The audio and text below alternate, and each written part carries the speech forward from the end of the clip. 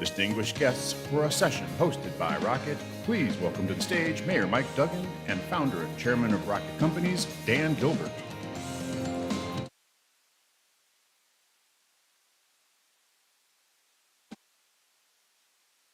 Good afternoon, everybody.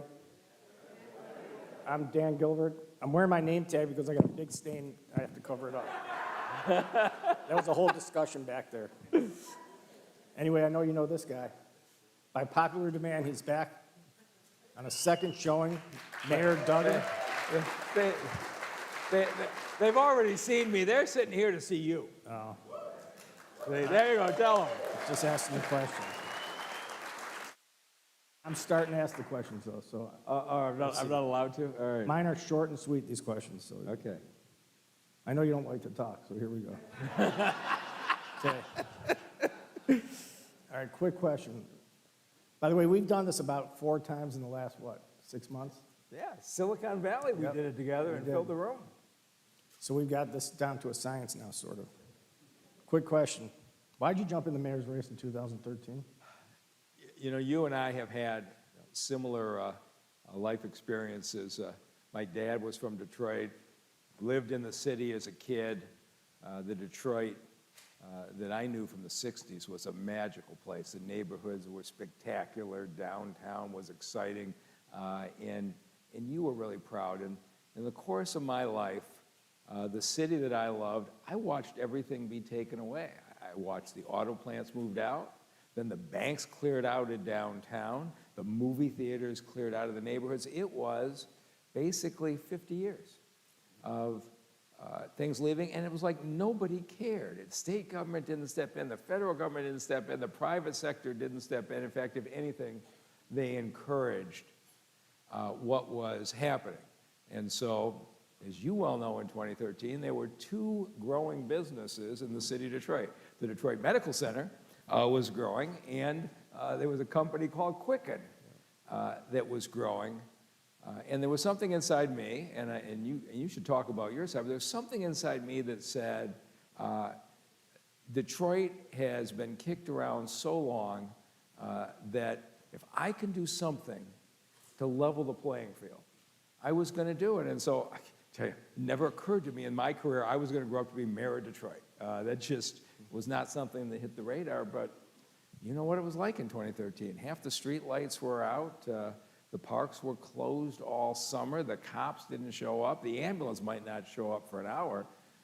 But that was the time Well, let's just paint when the you picture moved a to little bit town. quicker. So wait, you got bankruptcy going on. Let's face it, you're a Caucasian man in a primarily African-American city. And you got another Mike Duggan, who's a barber, and a writing candidate running against you. Yeah. Okay? That wasn't the way I drew it up, yeah. No. So You got through all of it. I got in, I think the week I got into the campaign, the city was down to 8 working ambulances for a city of 700,000 people. Police cars weren't there. And I watched a parade, I think it was the time I got in. You and Roger Penske and some others bought the ambulances and the police cars for the city of Detroit because it was so broke to try to keep things going. And I thought, at some point, city government has to function, but you're right. The people saw the campaign. I moved from Livonia, and I was running, and they threw me off the ballot because you were supposed to live in the city a year before you filed, and the judges ruled I filed my petitions 2 weeks too early. And so you remember this well. I said, I'm out. I said, I'm out of the race. I went up to my cottage, and then you kept calling with some, I have to say, some very vulgar language about my manhood. And Sidney Paskey led something on write-ins, and people in the community started standing in front of the Court of Appeals building, threw me off the ballot, and people were honking. Like, the way the Court of Appeals works is you protest and they reverse their decision. But I decided to get back in as a write-in candidate, and the people of the city were just phenomenal. Well, thanks to you. Thanks to you. This all happened. Thank God you went through all that and made a decision to stay, because I think I speak for most people, the last 12 years have been probably the best 12 years in the century in the city, and a large part of it due to you and your administration. So while I'm up here, I want to just thank you for the job you've done. Thank you.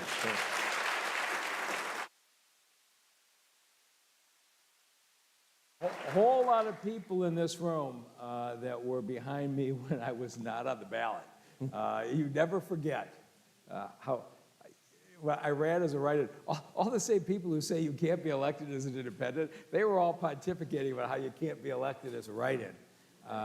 And the people who believed anyway, and you're right, so for those who didn't follow it, the law of the state says if you want to be a write-in, you put in your certificate so that they count those write-in names, and you honor voter intent. So any name close, Mike D would count as my vote. And so I said, that's all right, maybe we can get this done. And my lawyer, John Pierce from Huntington, calls and says, okay, I want you to go to this address on Indiana, and I want you to talk to this guy. I said, talk to what guy? He says, his name is Mike Duggan. I said, okay, why would I talk to him? He says, out of the 500,000 registered voters in Detroit, his is the name that's closest to you in spelling. And I said, why does that matter? He says, because the other side is going to get him to put his name in so you don't get any misspelled names. I said, that's the dumbest thing I ever heard. You want me to knock on a door on some guy I've never met and say, don't run for mayor? And he says, yeah, you need to do that. I said, stay in your lane. You're the lawyer. I'm the politician. 1 week later, Mike Duggan showed up and said, I think I'm going to run for mayor. I said, this lawyer is pretty smart. But it was the damnedest thing. I was in Benny Napoleon, the sheriff, was very popular, a good friend of mine. I was in a dead heat with him before I got thrown off the ballot. And when I was thinking about getting back in and I was having to deal with my censored phone calls from Dan and some others, I had a pollster run a poll overnight. I'd been off the ballot for about a week. And pollster calls back and says, you're not going to believe this. Since you've been thrown off the ballot, you're up by 10 points. I said, I guess they missed me. And then the barber, Mike Duggan, got in. I had him run it again. The pollster says, you're not going to believe this. Since they put the barber in the race, you're up 20 points. People were so angry that instead of just letting the voters decide they were playing these games, people began to see me as a guy that the system was screwing. And a lot of people in Detroit felt they were screwed too. I actually, if I had not been thrown off the ballot, I actually don't believe I would have won. You never know how life is going to turn out. A blessing in disguise, huh? It really was. How do you spell Duggan, by the way? Yeah, so I got to tell you, 4 years later, we were having my kickoff re-election, and Benny Napoleon, my former opponent, was there supporting me, and everybody else was. And so I said, let's see if we can get Mike Duggan, the barber. It turned out he had some mental issues and was unavailable. But I really had this idea he was going to come out and endorse me in 2017, but it didn't work out. But I don't think he's cutting hair anymore. Can you get him to run in the governor's race? I think Jocelyn's talking to him right now to run as an independent.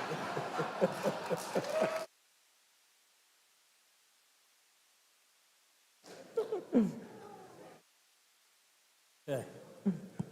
All right, let's go to a little bit more serious stuff. So you take over in 2013. Besides the bankruptcy, let's put the 800-pound gorilla on the side. We've got blighted homes everywhere. Yeah. We've got crime issues. And let's stop on the crime, because without public safety, you've got nothing. It doesn't matter about the economy. It doesn't matter about the jobs. And as you mentioned earlier, it was in bad shape. So how do you fix the public safety issue, which you've done?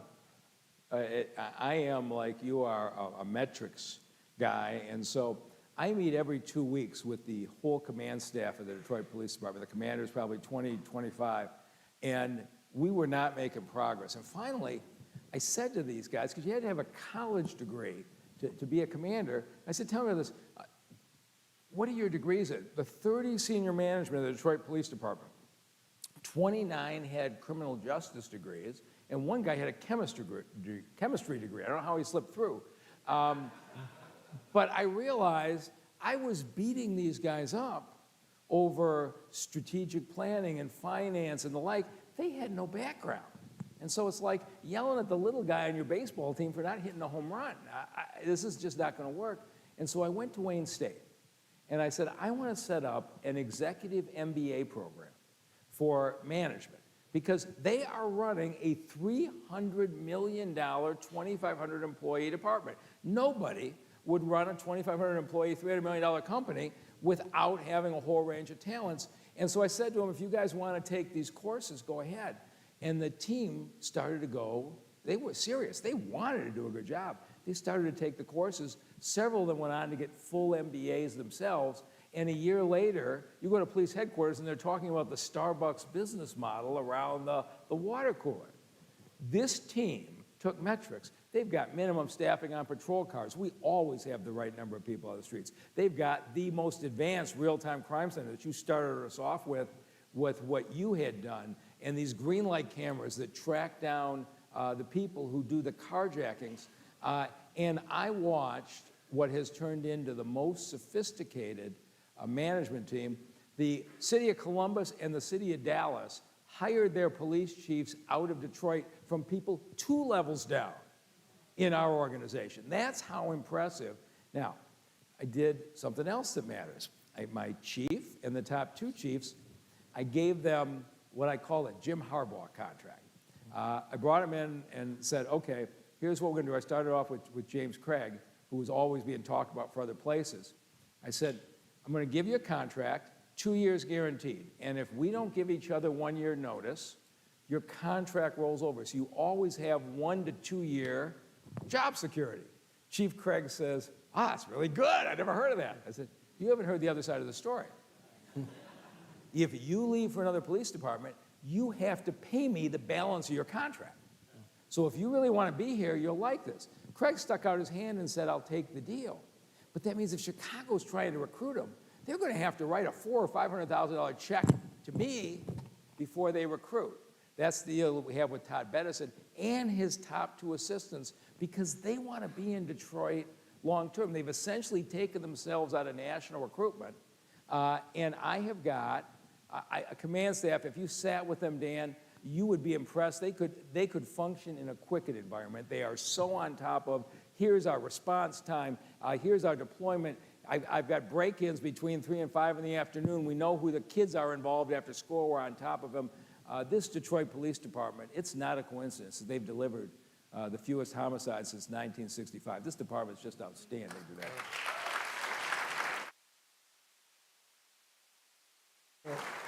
Did you call it earlier the Jim Harbaugh? What was that? The Jim Harbaugh? You know, Harbaugh, although we didn't give him a good enough buyout deal, but the way they struck it was if you went to another school, you had to write a check to Michigan. So they tried to do those buyouts. So I got to tell you, though, Did you spy on your guys from a mile away? you know, I got Connor Stallions to help me a little bit on watching it. But when you go to hire a police chief from another city, I've been in these searches, and you're going to pay a top police chief who's going to make $200,000, $250,000 a year, and the citizens have trouble swallowing that, but you kind of need that. If you were to say to the citizens of Chicago, I'm going to pay my chief $250,000, and by the way, I'm sending a $400,000 check to the city of Detroit, they're not going to do it. And so it took our people, but they signed the deal, and they got a two-year deal. But I got to tell you, if the next police chief doesn't keep Todd Bedison at the top management, they're out of their minds. I mean, these guys are as fine a police department in the country, and I'm sure, no matter who the mayor is, that they are going to keep the top management of the department. And these are the things that you don't hear, you don't read in the newspapers, and it's really interesting to hear the stories, because this is where it all rubber meets the road, where all the decisions get made. They're kind of like street. I mean, you can't be just book smart being a mayor, right? You got to be street smart, which you've proven. So you believe that the management will be safe and they'll be there, the next mayor? I do, and I've been encouraged by the way the campaign's been run. You know, you go back to 2013, politics in Detroit was always black versus white, us versus them. You are looking at several qualified candidates for mayor, and you are hearing none of this us versus them stuff come out of them. You're not hearing it in the city council races. What I think the city understands is, and the people were always, the people never wanted that nonsense. It was the politicians who thought that was the way to get elected. but our city council has a 60% approval rating.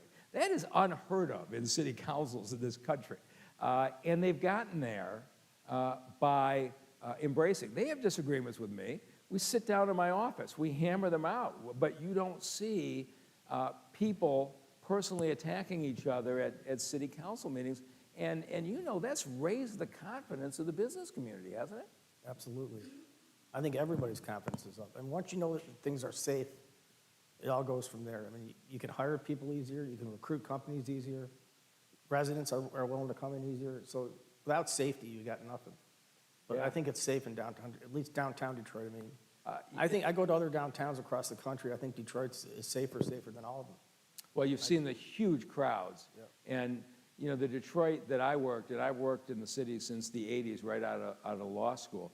And you drove in at 8:30 in the morning, you were gone at 5:30 at night. If you were still at the streets at 6 o'clock, it was empty. I am not exaggerating. Bill Clinton, when he first ran for president, came to Detroit in 91, and I was in the group that introduced him, and nobody knew who he was in 91. He was some governor of Arkansas.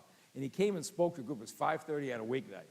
And he says to me afterwards, I want to go out in the street and shake hands. And I said, well, you know, I said, Governor, that's not really going to work. He says, oh, no, you haven't seen me work. He says, I could do this anyway. I said, no, you really don't understand. And he says, what's your main street? I said, Woodward. He says, we're going. So Bill Clinton and I, in the fall of 1991, go out on Woodward, not far from where the Hudson's building was closed. And he's on the street. I'm Bill Clinton. I'm running for president. And people walked around him like he was a homeless guy. And he looks up and down the street and says, nobody's here.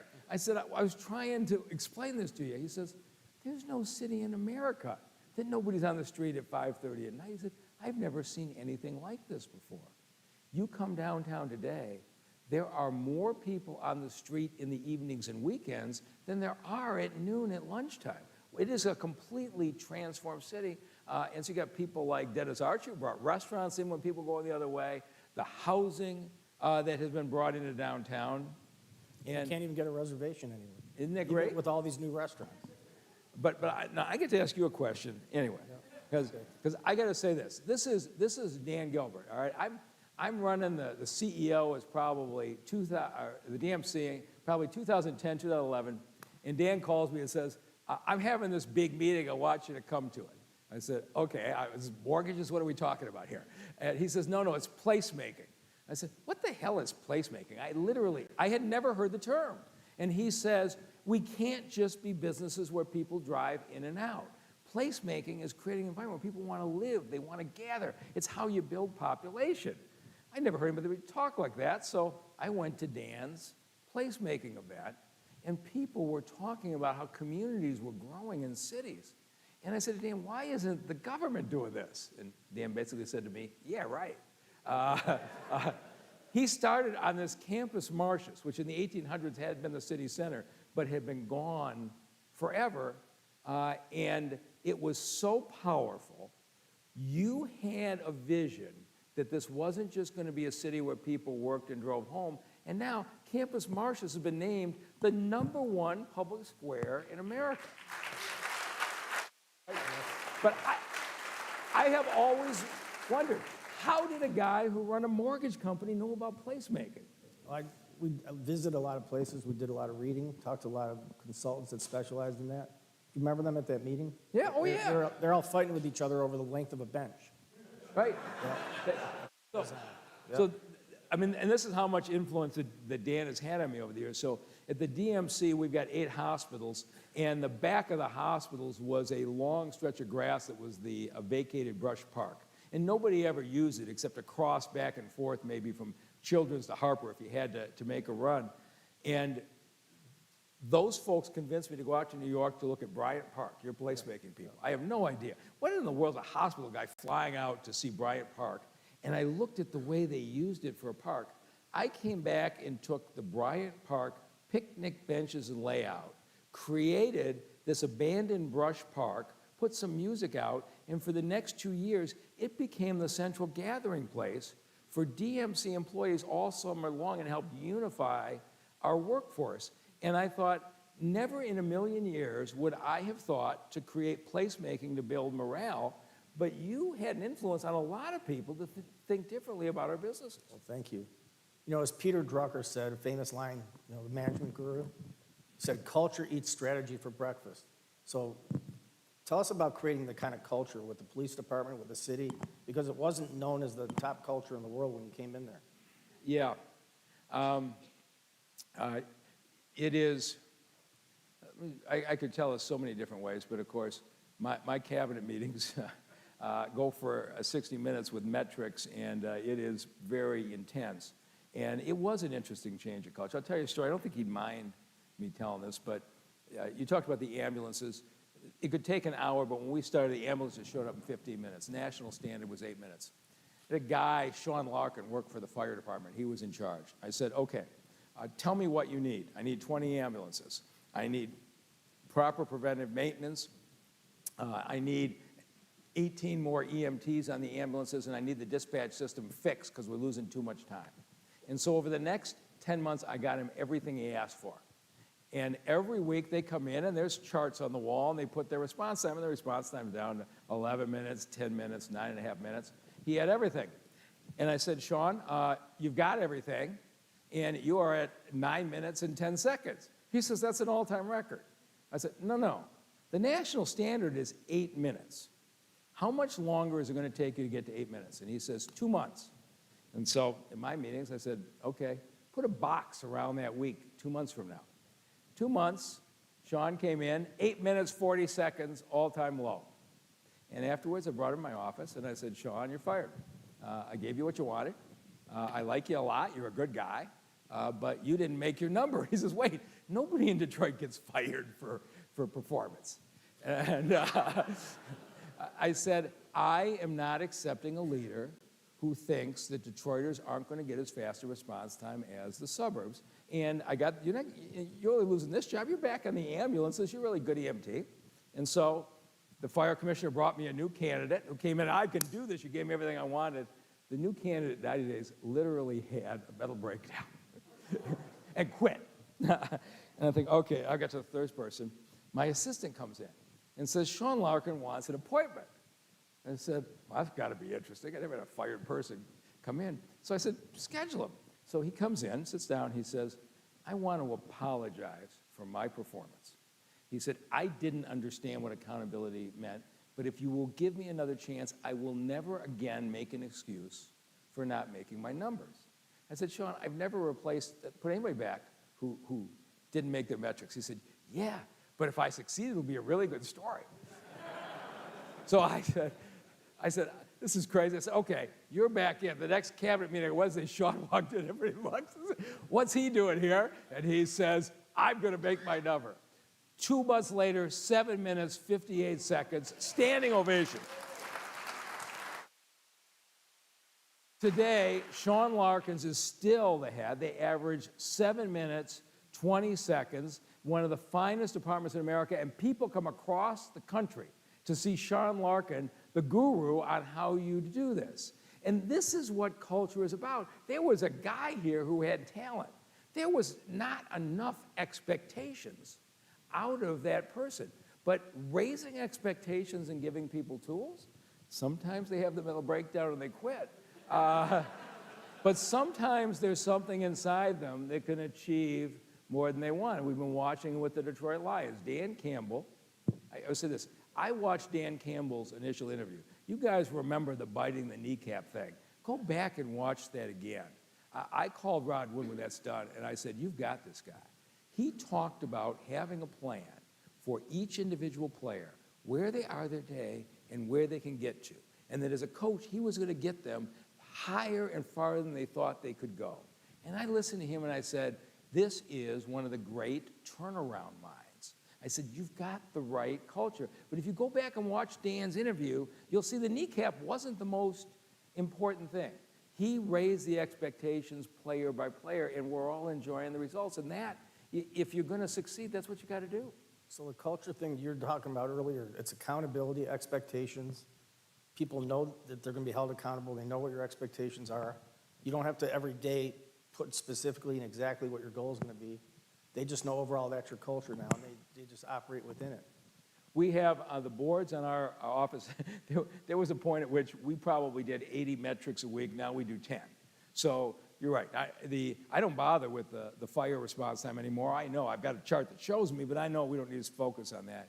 You focus on the things that have to change today. And it's great. Our buses weren't pulling out on time. We didn't have enough. And everybody pitched in. The purchasing department pitched in to get them all the spare parts. The HR department pitched in to do the hiring. Everybody was pitching in, and about 3 months ago, Robert Kramer, the DDOT director, made full pullout. And again, standing ovation from everybody in the team. But everybody had pitched in because someday you're going to have trouble with your metrics. And you're going to want all those folks to pitch in with you.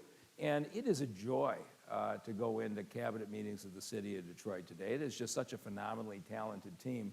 And I think if my successor keeps key people on the team and just continues to have these kinds of expectations, the city is going to be in a good place for years to come.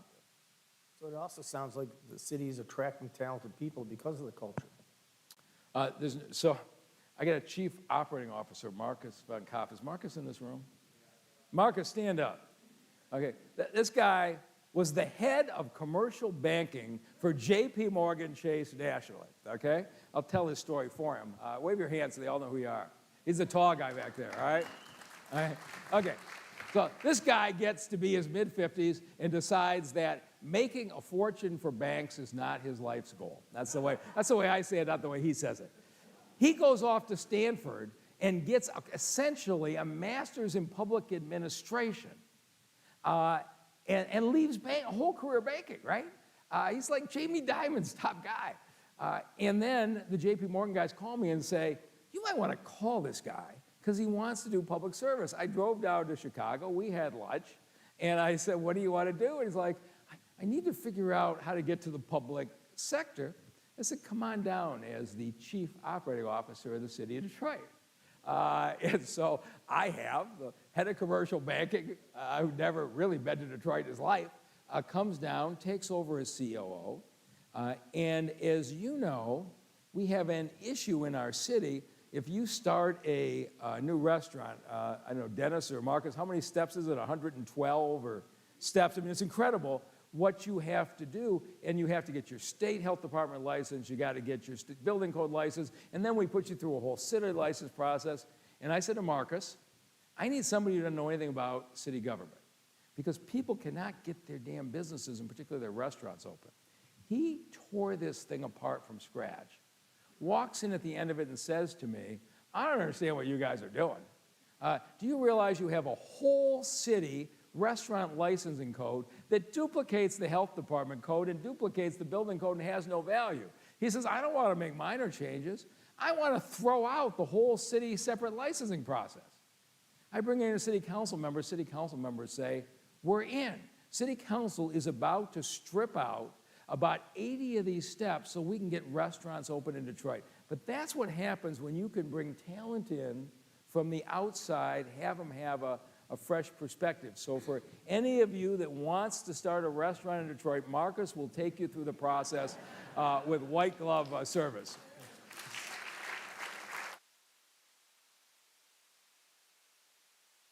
By the way, it seems like there's a lot of people who want to open up restaurants in Detroit. How many have you got? We're a landlord. We don't really own restaurants. Okay, but you are bringing Chick-fil-A in as a tenant. Yes, we are. Okay, that's important. Yep. Have you formally announced Apple Store yet? Well, Sorry. I've been waiting. At least it wasn't me, so people won't kill me.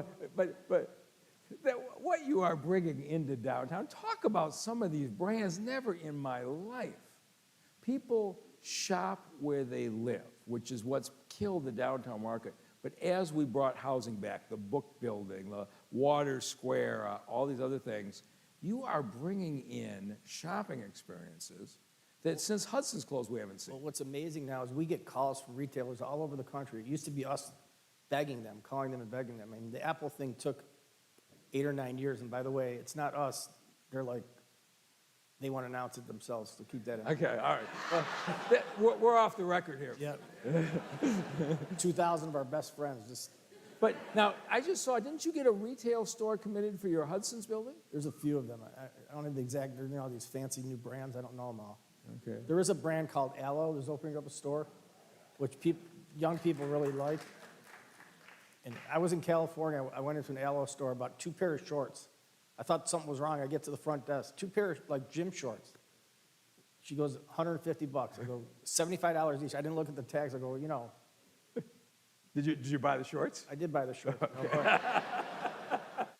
Put them back. But anyway, so I get back to the office a few days later, and one of my retail people goes, we got to go out and get these Aloe guys. They're really hot. I go, yeah, well, they're making a lot of money, so we know they can pay the lease payment.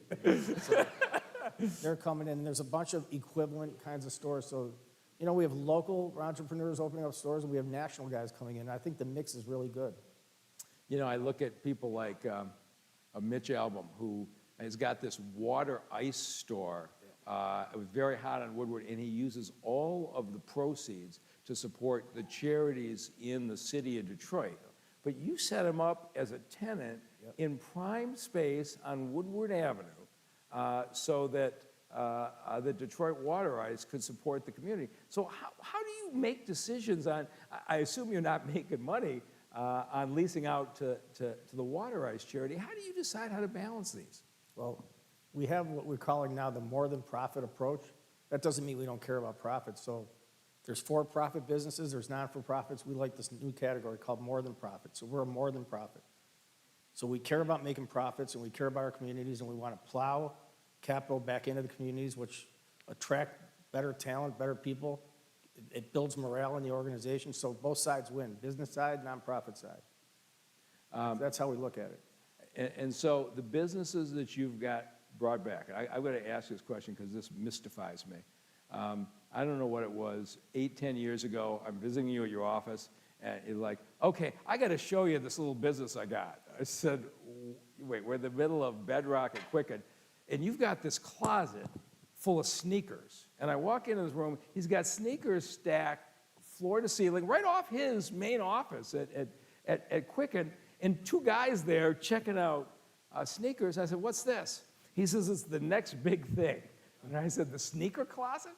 He says, we're calling this StockX. He says, we're going to be like eBay for people who buy and sell sneakers. But unlike eBay, where you get your thing from the buyer or the seller directly and you don't know, we actually send the sneakers here and we verify they're not forgeries.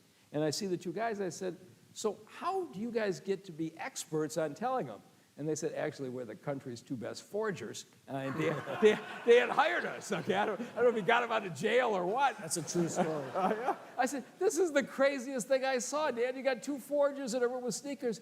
This isn't a business. And he says, this is why you're in politics. What's StockX worth now? I don't know what it's worth, but I do know that on Black Friday, they did 100,000 trades for sneakers worldwide. They have 14, we call them authentication centers all over the world now. The 2 guys are now 14 centers? Yep. And how many employees? In Detroit, there's about 600, and then there's about 1,500 in the world. Isn't that amazing? Yeah. I mean, 600 people working in Detroit. This is why we need the entrepreneurial spirit. And so I was talking to Dennis Archer backstage, who said he looked at it and actually became a shareholder early on. These guys are so much smarter than I am. But this is, and what's the company worth? It's got to be over $1 billion. I think the last raise was at maybe $2.5 billion. But $2.5 billion. That's not I don't know if that's the worth exactly.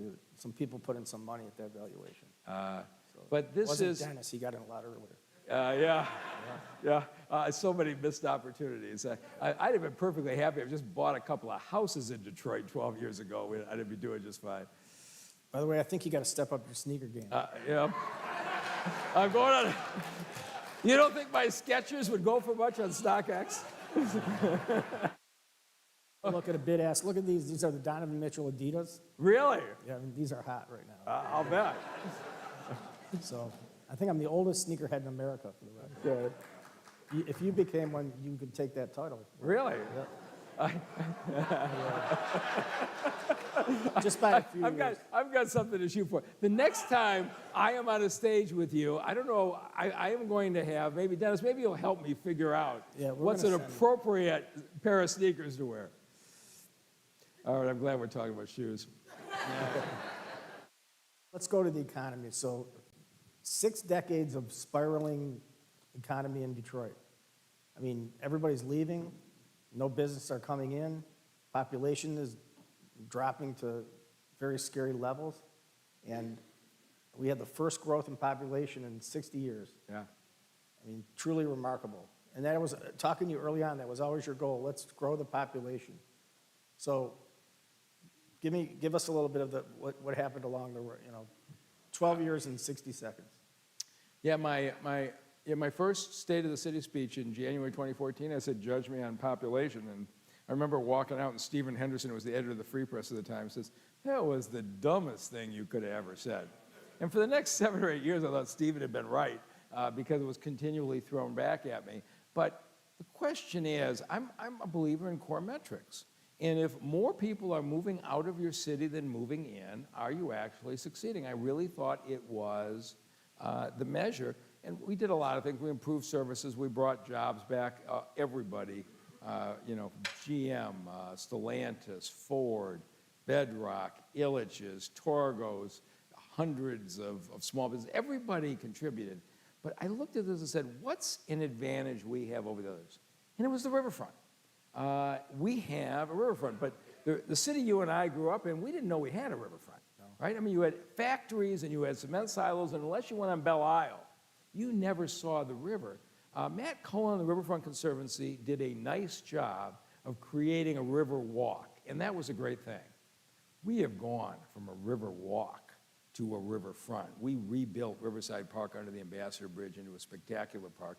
Dave Egner and the Ralph Wilson Foundation, when you see that Wilson Park open this fall, it is just breathtaking on the water. Arn Tellem and what he is doing on the abandoned Uniroyal site's been empty for 40 years with Sheila Hamp and those folks building an entire recreation complex on the river.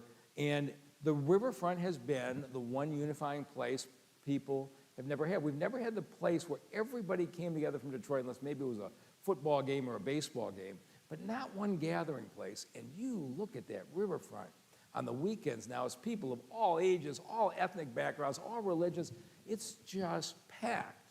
And if we could just get somebody to take down 2 towers of the Renaissance Center and build a Navy Pier setting in that hole in the middle, it would be perfect.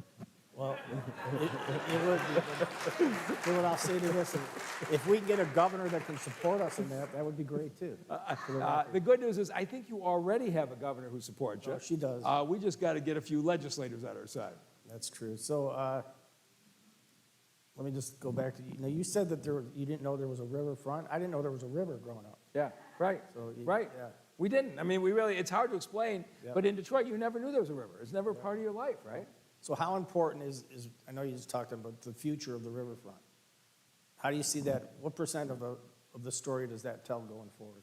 It's a huge part because, as you know, our young people are leaving. Young people leave, and you think about the state of Michigan. I mean, if you love Four Seasons, the beauty of this state, the music history, the sports teams up north, who wouldn't want to live in Michigan? Except that our young people know the opportunities that they have are not here.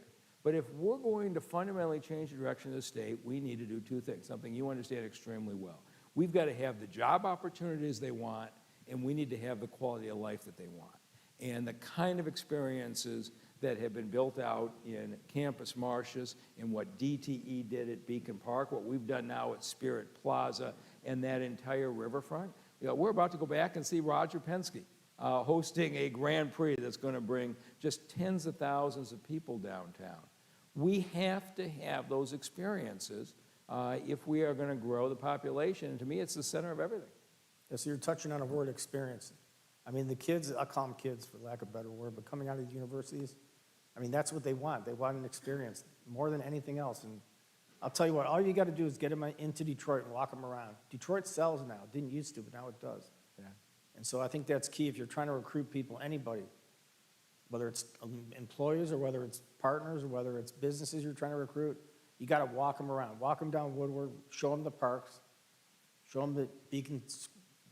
I grew up in a neighborhood around me called Beacon Square, but it's all called Beacon Park, right?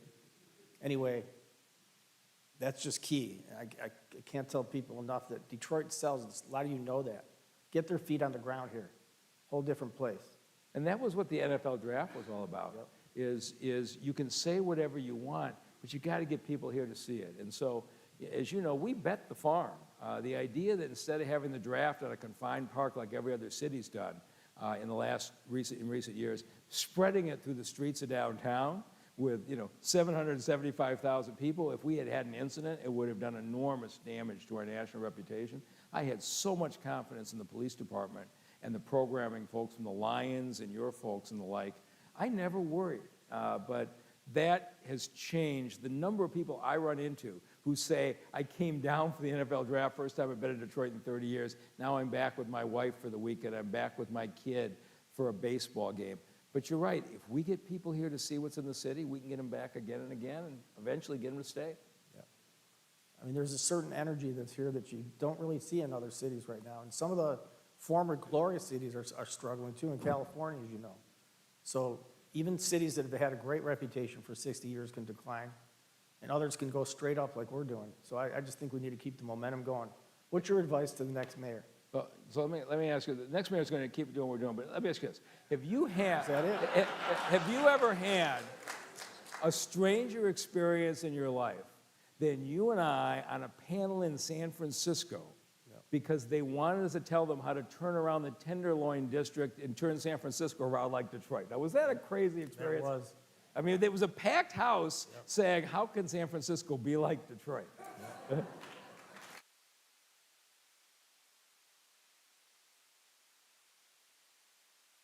This is one I shouldn't say in front of 2,000 people too, but another example that we had recently the Walmart family coming to Detroit because they want to know what we did here to see if they could do it in Bentonville, Arkansas, where their headquarters are. And we get those calls all the time. So everybody's work here, your work, I mean, it really is paying off in a big way, and it's a story that's known nationally now. We get national magazines calling every day for articles. Of course, we send them to your office right away. I appreciate it. But we got to leverage all that good publicity for other gains, like getting other businesses here. And they're starting to come. They really are. And I'm going to say this. You've done so many amazing things. I will say this. I think at the end of the day, what you are doing on the riverfront with the Renaissance Center, if you pull that off, it will be the biggest accomplishment for the city. So we got a ways to go, but it's going to be it. With the city, the county, the state, private equity, banks, we're doing everything we possibly can. I mean, that's a big one, of course. Yeah, I think people are starting to understand that it's the right vision. We just got to. You know, as soon as you want to do something with the Renaissance Center, all of a sudden everybody loves the Renaissance Center. True. Best buildings I've ever seen in my life. I said, have you walked through there? All the stores are closed. What are you guys talking But look at that about? architecture. I mean, that cement when you first get in there, that's just, it's like, phenomenal. Okay, so I actually love the Renaissance Center, which is why the saving of the three towers that keeps the look, I actually think is critical to Detroit's image in the future, and I think you've got the right solution here. And the most exciting part is going to be, as you were talking earlier, the stuff that we're working on that's going to be along the river. So That's the most exciting part. if you haven't seen Dan's plan, who here has been to Navy Pier in Chicago, right? You wouldn't go to Chicago without going to Navy Pier. But this is the thing when I said to Dan, the Renaissance Center is your problem, and he says, wait a minute. I'm looking at my portfolio, it's not on here. He said, but our problem is that it is so far away from the entire hotbed going up Woodward, who would want to be there? And he came back and he said, I've got it. What if we built a Navy Pier on that big empty parking lot next to it? So now the Renaissance Center itself is at the center of things. Dan's vision To build a Navy Pier on the waterfront is what's making this Renaissance Center plan possible. And I have no idea. Again, I'm looking at this. I look at the Renaissance Center out my window every day. What brought the Navy Pier idea to mind? We just did a lot of research, and it's not only like Chelsea Pier in New York City is another example. We think this will be much cooler and better than either of those, for the record. So,